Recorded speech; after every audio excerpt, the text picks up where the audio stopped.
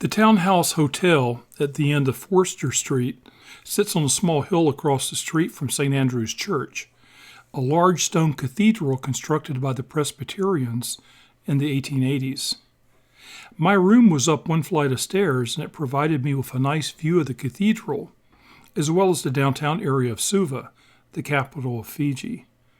Atop the St. Andrew's massive stone architecture, there rested a statue of Jesus Christ, with arms outspread as if giving thanks.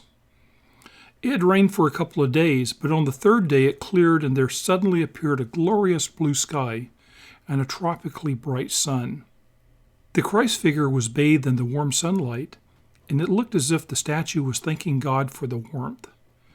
At the time, I wondered if this might be considered a form of sun worship, but decided that it was best not to dwell on such a blasphemous notion. On another day, I drank some kava in a kava stall at the local farmer's market. Kava is the national drink of Fiji.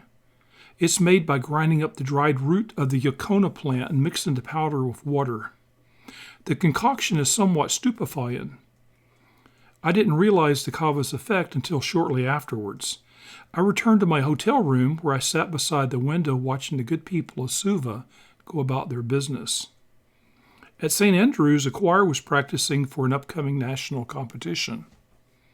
The voices were raised in unison, and the sound I heard through the cathedral's open doors reminded me of heavenly angels singing in the distance.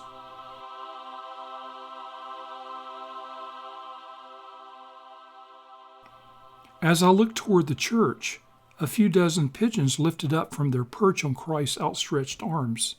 From my perspective, it looked as if Christ had shooed the birds away. At first, I wondered if I was having a spiritual revelation. Had Christ chosen this place and this time to return to earth? Then I remembered that I'd been drinking kava. Quite a bit of kava, actually. With that profane revelation, the statue of Christ was stilled once more, soon to be transfixed in its marble solidity. In due course, the pigeons reclaimed their perch. I remained in my chair, transfixed like Christ. I sat there for what seemed like the longest time, perfectly motionless, lost in my thoughts. I must have resembled a statue myself. If my window had been open, I'm sure the pigeons would have perched on me as well. If you are ever in Fiji, be sure to go easy on the kava. Otherwise, watch out for pigeons.